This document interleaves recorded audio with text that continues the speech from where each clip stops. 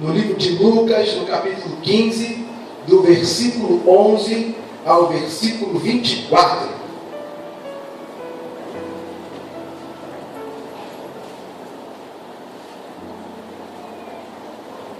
Glória a Deus. Lucas 15, o Evangelho de Lucas, capítulo 15, do versículo 11 ao versículo 24. Aleluia. A parábola do filho pródigo. E assim diz a palavra do nosso Deus. E disse um certo homem que tinha 2 filhos, e o mais moço deles disse ao pai: Pai, dá-me a parte da fazenda que me pertence. E ele repartiu por eles a fazenda.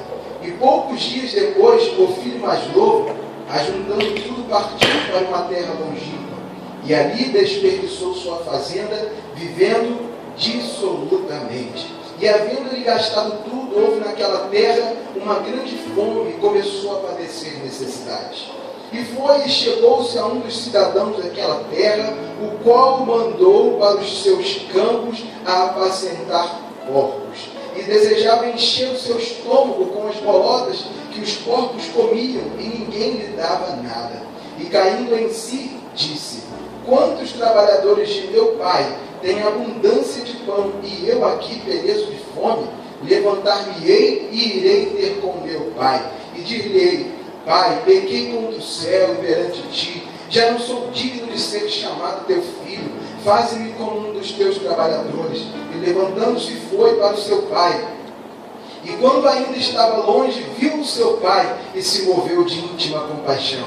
E correndo, lançou-se-lhe ao pescoço e o beijou. E o filho lhe disse: Pai, pequei contra o céu e perante ti, e já não sou digno de ser chamado teu filho. Mas o pai disse aos seus servos: Trazei depressa a melhor roupa, e vesti-lo, e pondo-lhe um anel na mão e sandália nos seus pés.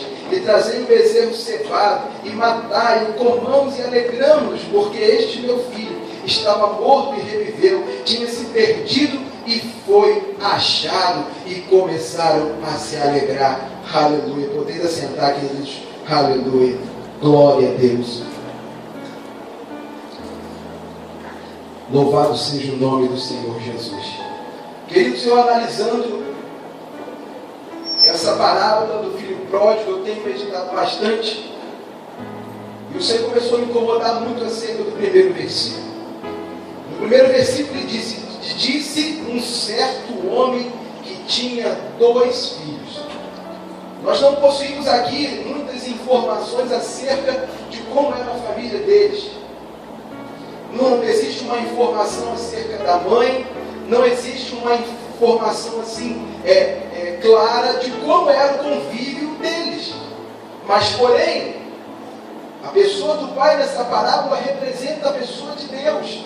Então eu entendo, isso me faz entender que eles eram uma família perfeita, uma família abençoada, uma família que tinha tudo, e uma família bem estruturada, uma família que era um referencial para a sociedade. E aí eu comecei a pensar no referencial de família e entendi que eles sim poderiam ser uma família assim. E aí eu fiquei meditando, e por que daquele jovem tomar uma decisão como aquela? E aí o Senhor me fez recordar um versículo, no livro de Coríntios, 1 Coríntios capítulo 10, versículo 12, a palavra de Deus ela vai nos dar um grande alerta, um alerta para todos nós que estamos aqui essa noite. E a palavra de Deus diz: aquele que cuida está de pé, olhe para que não caia. E aí essa palavra, esse versículo, o apóstolo Paulo foi usado para endereçada à igreja de Corinto. Ou seja, endereçado para a igreja do Senhor. Esse versículo, o apóstolo Paulo está dizendo para todos nós aqui essa noite. Porque o filho pródigo ali era uma família estruturada. E de repente eles se viram numa situação de desestrutura. E eu entendo que essa família representa muitas famílias aqui do nosso meio. Nós estamos aqui, temos caminhado com o Senhor, temos uma vida, enfrentamos batalhas, enfrentamos sim, enfrentamos lutas, enfrentamos sim, mas nós temos uma família. Nós temos uma vida. Então eu entendo que essa família representa a nossa vida. E aí eu fiquei pensando, né, o que levou aquele menino a tomar aquela decisão. E eu fiquei analisando que o comportamento dele é exatamente o que acontece muitas das vezes no nosso meio. E aí a Bíblia ela vai nos dar um alerta: aquele que está de pé, olhe, tome cuidado para que não caia. Isso não é uma palavra para a pessoa que está lá fora, mas é para todos nós que estamos aqui caminhando e buscando o Senhor e tendo uma vida com Cristo. E a grande verdade é que a gente no dia a dia, a gente acaba caindo, né, na rotina e se esquecendo de que temos que lutar e perseverar para mantermos aquilo que nós conquistamos. O fato de estarmos bem não significa que isso seja eterno. Porque existem muitas circunstâncias que querem nos desviar da presença de Deus. Existem muitas circunstâncias que querem nos tirar da presença de Deus. E nós temos que estar a todo momento em alerta, vigilantes, para que isso não aconteça conosco. É muito comum a gente desprender um esforço muito grande no processo de conquista. Quando nós temos um alvo, quando nós temos uma meta, quando nós temos um objetivo, nós desprendemos um esforço muito grande para conquistar.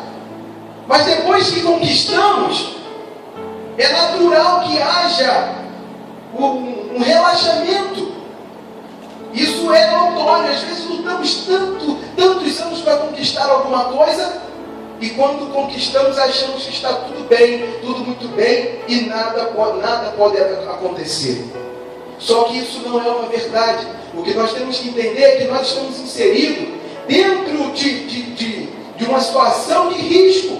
Todos os dias, enquanto estivermos aqui nessa terra, nós teremos que lutar, batalhar para preservar aquilo que o Senhor nos deu, para cuidar daquilo que o Senhor nos deu, para cuidar das coisas que o Senhor nos entregou e nos concedeu. E aí a Bíblia faz um grande alerta: aquele que está de pé, ou seja, quem está de pé, somos eu e você que estamos aqui, caminhando, viemos aqui hoje para adorar esse Deus, para caminhar, estamos de pé. E a Bíblia faz um alerta: cuidado, olhe para que não caia. Louvado seja o nome do Senhor. Mateus 26:41, a palavra de Deus vai dizer o seguinte: vigiai e orai para que não entreis em tentação. Na verdade, o espírito está pronto, mas a carne é fraca. E esse versículo lhe diz: vigiai e orai. Eu já vi muitas pessoas sempre comentando esse versículo sobre o fato de vigiar primeiro e depois você manter uma vida de oração. E eu já utilizei esse versículo também, mas quando eu fui me aprofundar no significado dessa palavra, eu vi que nós teríamos que desprender um esforço muito maior na questão vigiar. Porque o significado da palavra vigiar significa observar e prestar atenção. Mas no Novo Testamento a palavra no grego utilizada é gregório, que significa acordado, alerta, dar total atenção, para evitar que por negligência ou indolência algumas calamidades destrutivas atinjam a vida de alguém. E aí ele vai fazer algumas recomendações. Quando eu vejo o significado da palavra vigiar, eu começo a entender que muitas pessoas que se veem na situação do filho pródigo foi porque não vigiaram. Porque no significado vai dizer ficar acordado, ou seja, estamos inseridos num contexto totalmente adverso à realidade daquilo que Deus havia planejado para a nossa vida. Eu costumo dizer todas as vezes que o Senhor planejou, o planejamento de Deus era o jardim do Éden, e não era exatamente o que nós estamos vivendo hoje. O que nós estamos vivendo hoje é um acidente de percurso. A vida que levamos aqui nesse mundo é um acidente de percurso. Então quando eu me deparo com essa realidade de ficar acordado, é entender que nós estamos inseridos numa realidade que a princípio não era o planejamento de Deus. Mas o homem pecou. E porque pecou, ele foi retirado do jardim e impedido de viver lá. E aí aconteceu tudo que nós sabemos ao longo de toda a história. Então, vigiar significa também ficar acordado, ficar em alerta. Significa que por alguns momentos seremos atacados e precisamos estar preparados para contra-atacar. Eu entendo o seguinte, quando a palavra de Deus ela vem nos dizer, fique alerta. Quando eu penso num exército e quando eu digo para um soldado, fique em alerta, significa o seguinte, a qualquer momento o nosso inimigo ele poderá atacar. Em qualquer momento poderemos receber uma investida do nosso inimigo. Então ficar alerta significa você estar atento para poder identificar essas investidas do maligno e ter tempo para contra-atacar, ou pelo menos para não ser atingido e tomar uma atitude antes de que o alvo seja acertado, que é a nossa vida.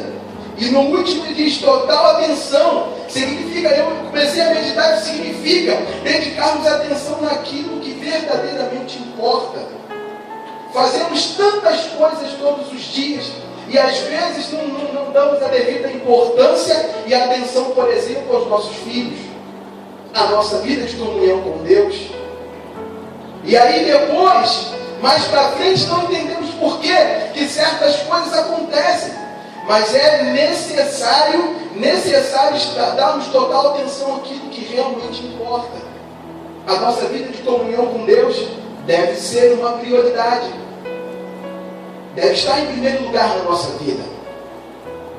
Porque senão poderemos nos ver numa situação igualzinha ao que aconteceu com o filho pródigo. E ali vai dizer também sobre negligência e indolência, que significa relaxamento, preguiça. E aí quando ele diz vigiar, significa, aí quando eu vejo relaxamento, uma palavra um pouco pesada, mas eu entendo o seguinte, é vigiarmos para que, por atitudes que nós não tomamos, que poderíamos ter tomado, e não tomamos, venhamos a sofrer algumas coisas na nossa vida. Eu, pelo menos, eu procuro realizar coisas da minha vida para que eu não seja surpreendido e tenha consciência de que aconteceu porque eu cometi um erro. Eu entendo que o filho pródigo ele tinha uma vida abençoada. Ele tinha tudo e era suprido em todas as coisas. Mas por uma atitude dele, uma atitude pessoal, ele tomou a decisão de sair. E aí sofreu algumas coisas. O filho pródigo, ele não vigiou, ele não ficou alerta, ele não ficou acordado, ele não manteve total atenção, ele foi negligente e indolente. O filho pródigo é o retrato da vida, o retrato da vida dele é o reflexo da vida de muitos no nosso meio. Às vezes, parece que as pessoas levam. Às vezes parece que a vida que as pessoas levam distante do Evangelho é melhor do que a que vivemos aqui. E quando eu estava lendo sobre essa parábola, eu comecei a pensar que existem pessoas no nosso meio que em alguns momentos parece que a vida, o inimigo ele tenta colocar no nosso coração que a vida que as pessoas levam longe do Evangelho, afastado do Evangelho, parece que é melhor que a nossa vida. Eu entendo que foi exatamente o que aconteceu com o filho pródigo. Em um determinado momento da sua vida, ele se enfadou com a vida que ele levava e começou a achar que poderia levar uma vida melhor se ele pegasse a sua parte da herança e saísse de casa. E às vezes o inimigo tenta plantar esse sentimento no nosso coração. Uma outra realidade, às vezes parece que a vida que tínhamos antes de ter um encontro com Cristo é melhor do que a que temos hoje. Quantas pessoas se deparam com uma realidade assim? Aceitam a Jesus, vêm para a casa do nosso Deus e de repente se veem em um contexto de lutas e de batalhas e começam a achar que a vida que nós tínhamos antes era uma vida melhor do que a que nós temos hoje. Porque de fato o Evangelho ele não nos dá uma garantia de uma vida sem problemas, de uma vida de contos de fada. Muito pelo contrário. Nós vemos um contexto de muitas lutas e de muitas batalhas. E aí o inimigo tenta plantar isso no coração para fazer-nos tomar decisões precipitadas como o filho pródigo tomou. Às vezes parece que a vida do vizinho que é ateu, não acredita em Deus, parece que é melhor que a nossa.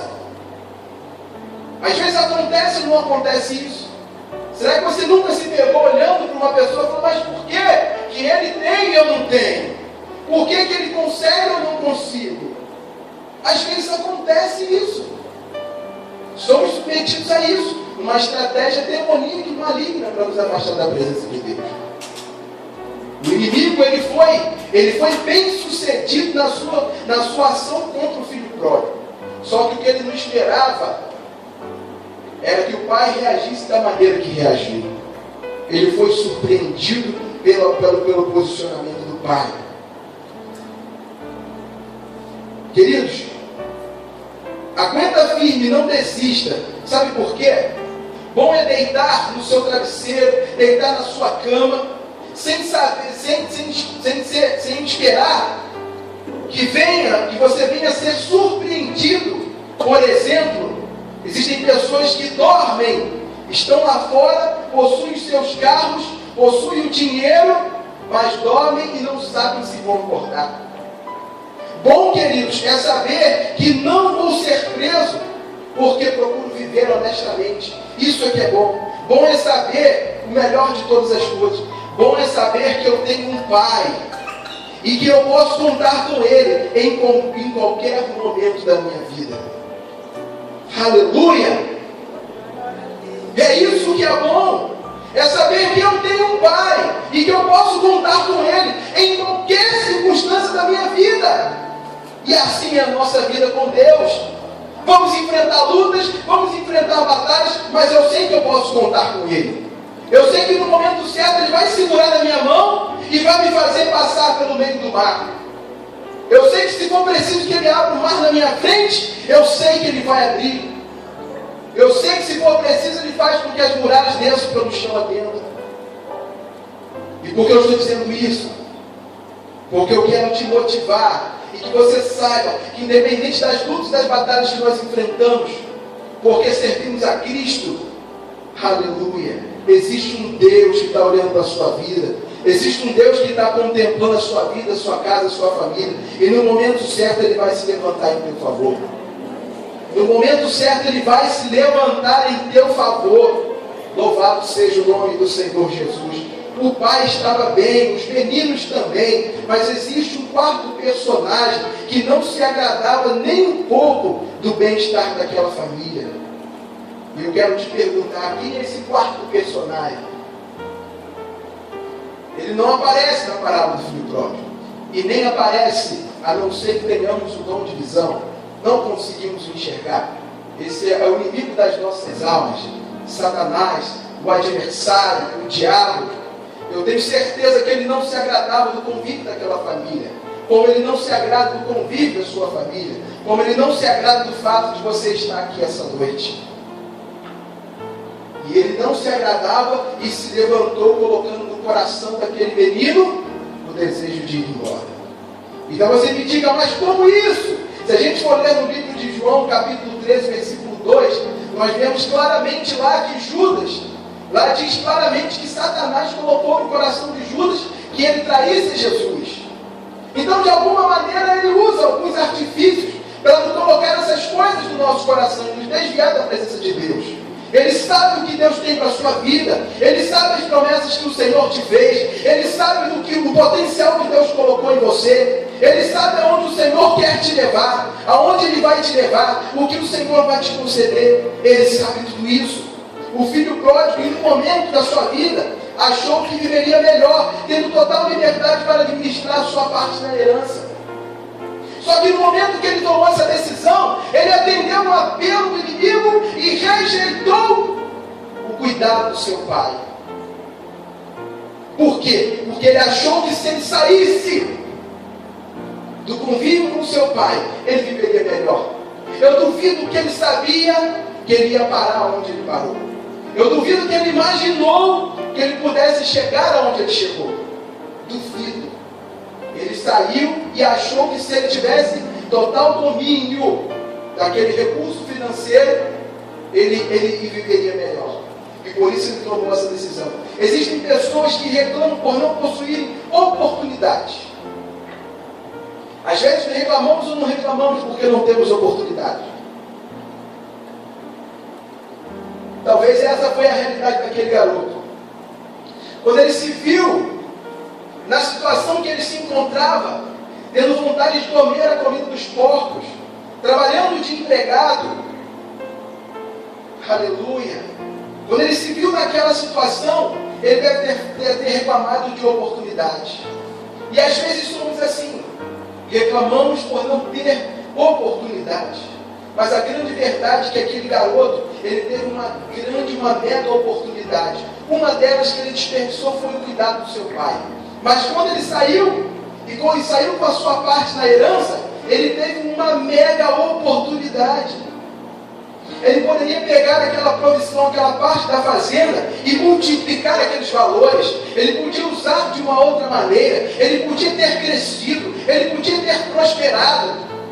Ele podia. Foi uma grande oportunidade que ele teve. Só que o problema foi a maneira que ele utilizou os recursos que se encontravam na sua mão. E aí o alerta que eu quero trazer: existem muitos momentos que Deus coloca algumas coisas na nossa mão. E pelo fato de não sabermos usar, acabamos usando de uma maneira errada e que, em vez de trazer benefícios, acaba trazendo malefícios para a nossa vida. E aí aquele jovem, ele diz, a Bíblia diz no capítulo 15, no versículo 13: poucos dias depois, o filho mais novo, juntando tudo, partiu para uma terra longínqua e ali desperdiçou a sua fazenda, vivendo dissolutamente. Ele desperdiçou vivendo dissolutamente. Vivendo dissolutamente. Dissolutamente quer dizer que é lascívia, conduta vergonhosa, como sensualidade, imoralidade sexual, libertinagem, luxúria. Então, o grande problema na vida do filho pródigo, eu começo a entender que não foi simplesmente o fato dele ter saído. É claro que tudo foi consequência, mas foi o fato dele não saber utilizar os recursos que ele tinha nas suas mãos. Ele poderia ter crescido e prosperado, mas não cresceu. E aí eu começo a entender o seguinte: o fato de nós estarmos aqui nessa noite já é uma oportunidade. É uma oportunidade que o Senhor está nos dando. O fato de termos aceitado a Jesus é uma oportunidade que o Senhor está nos dando. É uma grande oportunidade. Mas infelizmente, nós temos visto muitos que não estão se agarrando a essa oportunidade e estão voltando atrás. Estão preferindo voltar à vida que levavam antigamente ou tentar viver uma vida lá fora. Essa é uma grande realidade. A Bíblia vai declarar que ele desperdiçou tudo vivendo absolutamente. Toda a proposta do maligno vai te levar a uma quebra de princípio. No momento que ele foi levado a sair da casa do seu pai, eu fiquei pensando o seguinte: ele poderia ter simplesmente colocado em prática tudo aquilo que ele viu o pai fazendo. A maneira que o pai administrava a sua fazenda, a maneira que o pai cuidava dos seus recursos. Ele poderia ter aprendido com o pai e colocado isso tudo em prática. Mas quando nós damos ouvido à voz do inimigo, quando permitimos que o inimigo coloque alguns sentimentos no nosso coração, a primeira intenção do inimigo é fazer com que a gente venha quebrar os princípios que a palavra de Deus nos ensina. E aí foi exatamente o que aconteceu com o filho pródigo. Ele começou a quebrar princípios. Ele começou a fazer opções que eram coisas que não condiziam com a realidade do que ele vivia. E ele começou a gastar tudo que ele tinha de uma forma dissoluta, com a prostituição. Por quê? Porque ele não conseguiu preservar os princípios que ele havia aprendido com o pai. E é exatamente isso que o inimigo deseja e quer fazer conosco. Que você venha quebrar princípios, buscando viver uma vida melhor lá fora. E quando há uma quebra de princípios, nós estamos fadados a viver uma vida de derrota, de ruína e de fracasso. Aleluia. E é assim que é com você que eu quero falar essa noite. Você que em algum momento da sua vida jogou uma oportunidade fora. Eu quero que você faça uma reflexão nessa noite. Em algum momento da sua vida você jogou uma oportunidade fora. dizer que eu sou muito honesto. Eu joguei. Eu já joguei. Eu entendo que isso é a realidade de muitas pessoas aqui. Na vida nós somos colocados diante de muitas oportunidades. Mas às vezes por algumas coisas nós acabamos desperdiçando essas oportunidades. Você possuiu algum dia alguns recursos na sua mão, e assim como o filho pródigo, você também não soube utilizar esses recursos e acabou perdendo porque não soube administrar. Você tinha uma família abençoada, mas por um descuido perdeu tudo. Essa é uma outra realidade que tem acontecido. Nós temos visto isso lá fora e dentro das nossas igrejas. Tinha uma situação financeira bem resolvida e agora não tem mais. Você que esteve nos braços do Pai e agora não está mais. Será que existem pessoas assim no nosso meio? Porque o Senhor colocou uma palavra no meu coração para a sua vida. Porque quando eu comecei a preparar essa palavra, o Senhor começou a falar sobre oportunidade. Oportunidade, oportunidade, oportunidade. E eu falei, Senhor, eu sei que vai existir pessoas lá que perderam muitas oportunidades. E que poderiam ter crescido e avançado. E não puderam crescer, não puderam avançar, porque perderam as oportunidades. Hoje você não consegue nem se perdoar. Vive cheio de complexos. Existem muitos que vivem em depressão e não conseguem, simplesmente não conseguem reagir, porque perderam muitas oportunidades na sua vida. Louvado seja o nome do Senhor Jesus. Louvado seja o nome do Senhor Jesus. E existem momentos que você ainda terá que enfrentar a acusação do inimigo. Você perdeu a oportunidade. Você não é capaz. Você não vai conseguir. Não tem jeito. A oportunidade era aquela. A oportunidade era aquela. Não vai voltar mais. Você errou. Você pecou. Você fez isso. Você fez aquilo. E a oportunidade não vai voltar mais. Você perdeu a chance da sua vida. Aleluia. Louvado seja o nome do Senhor Jesus. Mas o Senhor te trouxe hoje aqui, queridos, porque eu vou profetizar. Eu quero profetizar sobre a sua vida. Louvado seja o nome do Senhor Jesus. Eu quero profetizar nessa noite o seguinte: você errou, você pecou, perdeu a oportunidade, mas eu quero liberar uma palavra sobre a sua vida. Você vai conseguir sim. Você é capaz. Você vai se casar, vai ser próspero. Você jogou fora uma chance, mas hoje o Senhor vai abrir uma porta para você, no nome poderoso do Senhor Jesus. Louvado seja o nome do Senhor Jesus.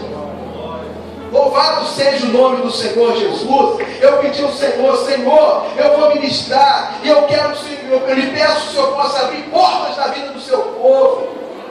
E aqueles que perderam oportunidades, que eles tenham uma nova chance. Essa é a expectativa do meu coração. Querido, você é capaz sim. Diz para o seu irmão do seu lado que você é capaz. Louvado seja o nome do Senhor Jesus. Glória a Deus.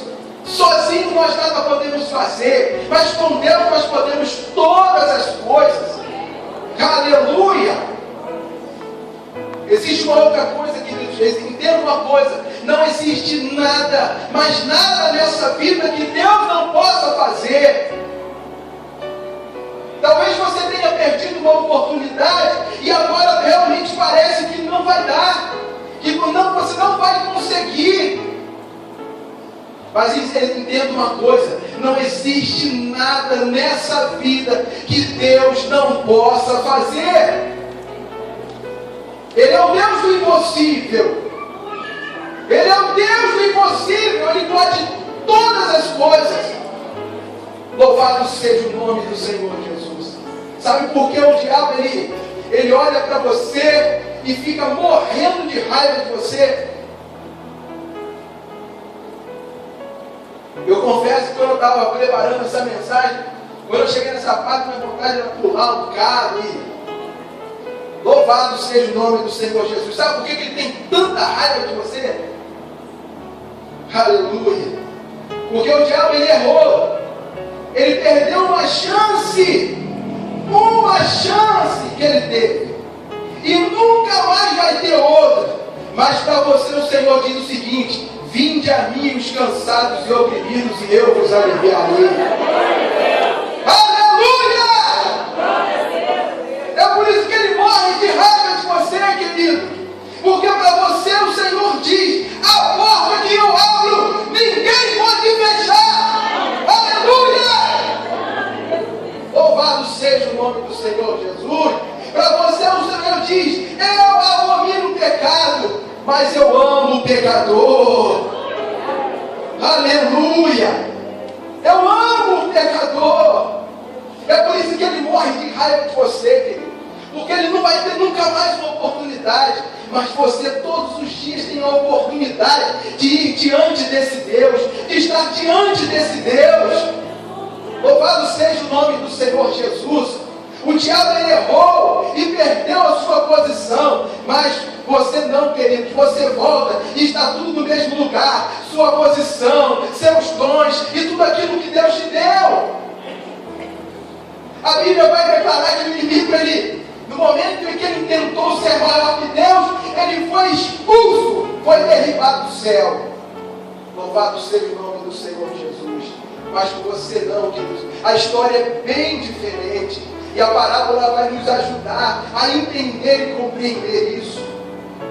Porque aquele filho saiu, e eu entendo que o comportamento dele era o comportamento de quem estava assim mal, de quem reconhecia que tinha errado, e tinha pisado na bola.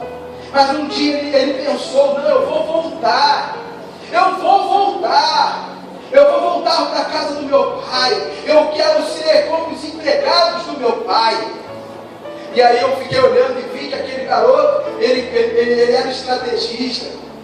Porque quando ele falou assim, exatamente o que nós temos que fazer: eu vou voltar para ser o empregado do meu pai. Talvez você diga assim: eu estou aqui, vou ficar aqui sentadinho aqui atrás, para ninguém me ver, eu não quero compromisso, eu não quero. Aleluia! Mas aquele garoto, quando ele voltou para ser empregado do seu pai, ele estava no raio do alcance do amor do pai. E é assim, querido, você que está aqui essa noite, você está no raio da ação do amor do Deus vivo e todo-poderoso. E quando você menos esperar, ele te alcança aí e te traz aqui na frente e te levanta de uma forma poderosa e extraordinária. Louvado seja o nome do Senhor Jesus. E aquele jovem voltou: eu vou ser empregado, vou ser como empregado do meu pai. Afinal de contas, eu perdi a oportunidade da minha vida. Complexado, porque realmente o que ele viveu foi muito ruim. O que ele passou foi muito ruim. E aquilo deixou marcas na sua vida, marcas na sua alma. E ele enfrentou uma dificuldade tremenda para voltar. Mas quando ele volta, louvado seja o nome do Senhor Jesus. Quando ele volta e ele volta cabisbaixo, pensando em pedir perdão ao seu pai. E quando ele pensou que poderia ter sido chamado a atenção, eu acredito que na caminhada daquele jovem, voltando para sua casa, muitos devem ter falado: você pecou, rapaz, você errou, você gastou tudo, você vai fazer o que lá? O que você vai fazer naquele lugar? Mas ele enfrentou tudo aquilo, e foi voltando. Louvado seja o nome do Senhor Jesus. E para surpresa dele, quando ele chega diante do pai, ele começa a dizer: pai, pequei contra o céu e perante ti, e já não sou digno de ser chamado filho teu. E ele imaginava que o pai fosse realmente colocar ele como empregado. Aleluia! Mas aquele pai, mas o pai disse aos seus servos: trazei depressa a melhor roupa. E aí ele diz: trazei depressa qualquer roupa. Não! A melhor roupa! Você saiu meu filho, voltou, e eu tenho o melhor para a tua vida. Eu quero te dar o melhor. Você não vai ser entregado, não. Traz a melhor roupa, a melhor roupa. Eu começo a entender o seguinte: aquele pai já começou dando um tratamento àquele menino, porque ele voltou ferido emocionalmente, com marcas na sua vida. E o pai, Deus faz assim conosco. Ele no primeiro momento ele falou: não, vou tirar as marcas da vida desse jovem, porque ele trazia nas roupas que ele usava, as marcas da vida que ele levava. E ali a primeira atitude do pai foi tirar essas marcas da vida daquele jovem. E é assim que o Senhor, Ele quer fazer conosco, tirar as marcas que o mundo deixou e devolver o nosso lugar. Porque aí não parou por aí, porque aquele jovem, ele estava ali, e aí o pai foi e continuou dizendo: e veste-o e pondo-lhe um anel na mão e sandália nos seus pés. E aí eu glorifico a Deus, porque quando ele disse isso, falou assim: meu filho, você saiu, abriu mão, perdeu tudo, mas eu quero te dizer uma coisa: o teu lugar ninguém vai preencher. O teu lugar ninguém pode ocupar. O teu lugar continua aqui. Volta, eu estou devolvendo a sua posição de autoridade. E pegou aquele anel e colocou no dedo do seu filho. Eu estou te devolvendo a sua posição de filho. Eu estou te devolvendo a sua posição de filho. Ninguém vai te tomar isso. Ninguém pode te tomar isso.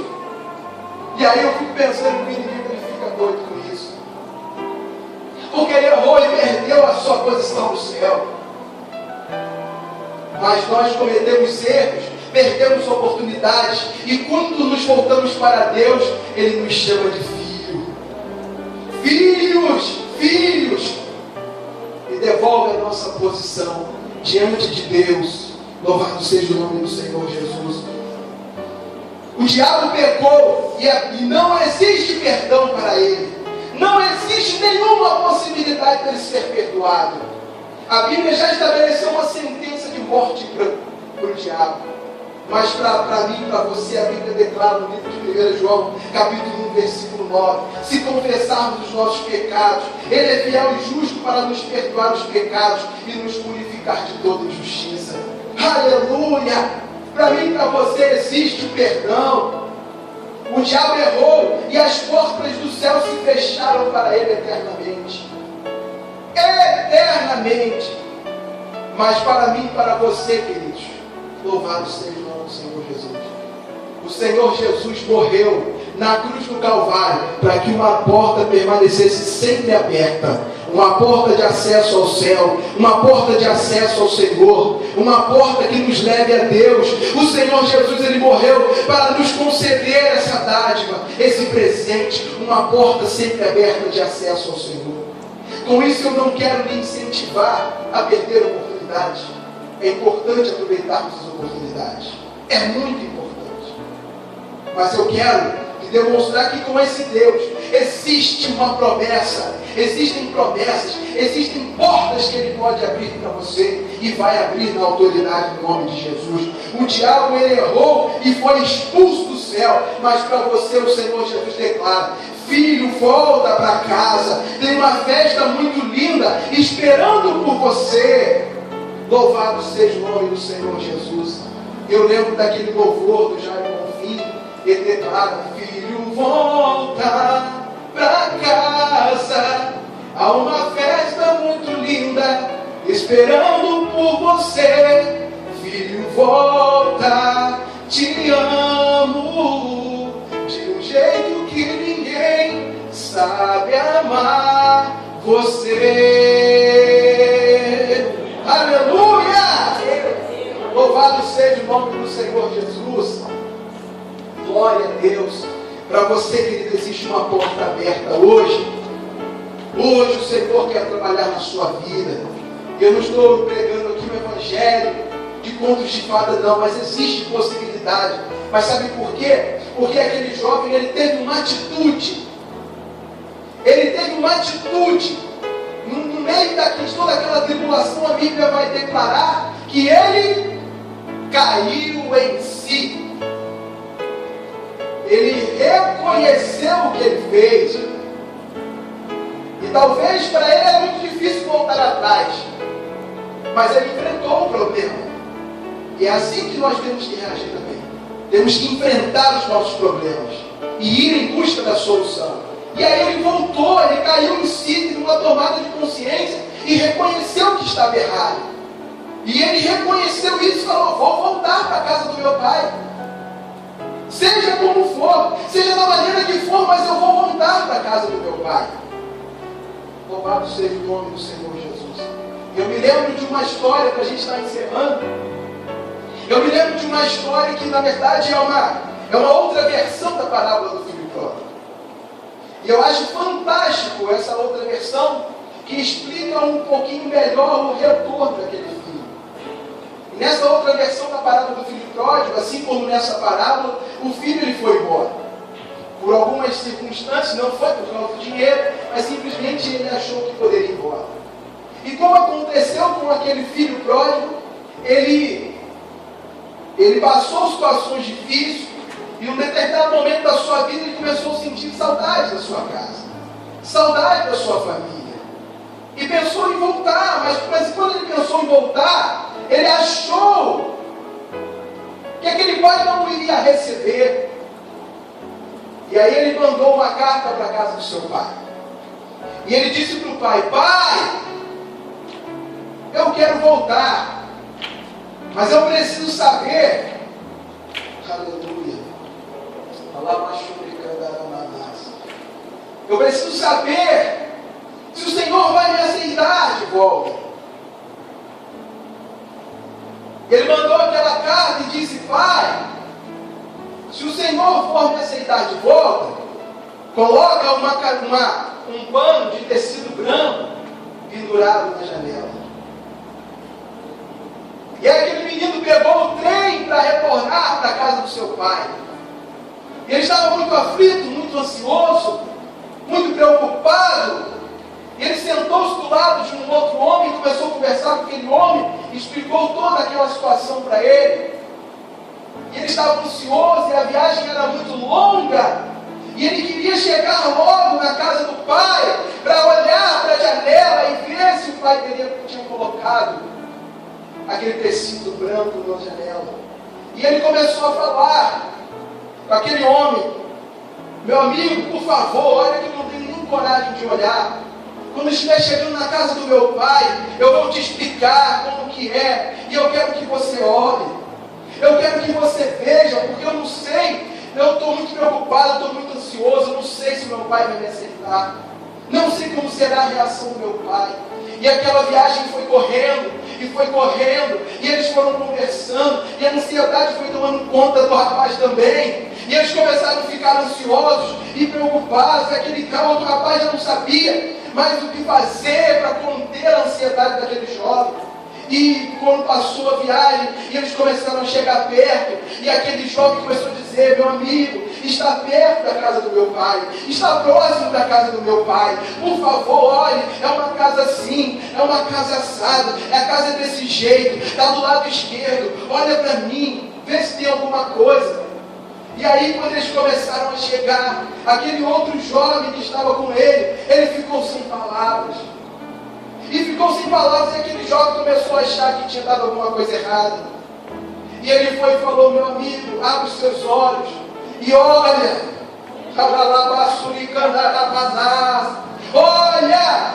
Olha, e quando ele olhou, queridos, a casa estava pintada de branco, a árvore estava toda cheia de panos brancos, a porta estava de branco, e estava tudo branco na casa, e o pai estava na janela com um pano branco: filho, volta! Filho, volta!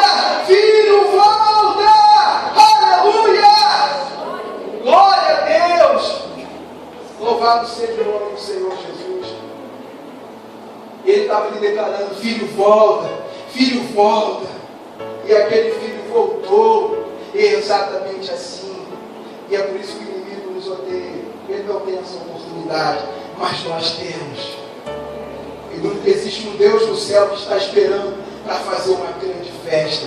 E é por isso que eu declaro que eu creio. Eu creio que Ele possa abrir portas só para te trazer de volta, só para te ajudar a ficar na presença dEle. Eu creio de todo o meu coração que Ele vai abrir portas de novas oportunidades. E aquelas oportunidades que foram perdidas, elas serão revertidas em bênção. E a glória da segunda casa será maior do que a glória da primeira. Em nome do Senhor Jesus. Aleluia. Glória a Deus.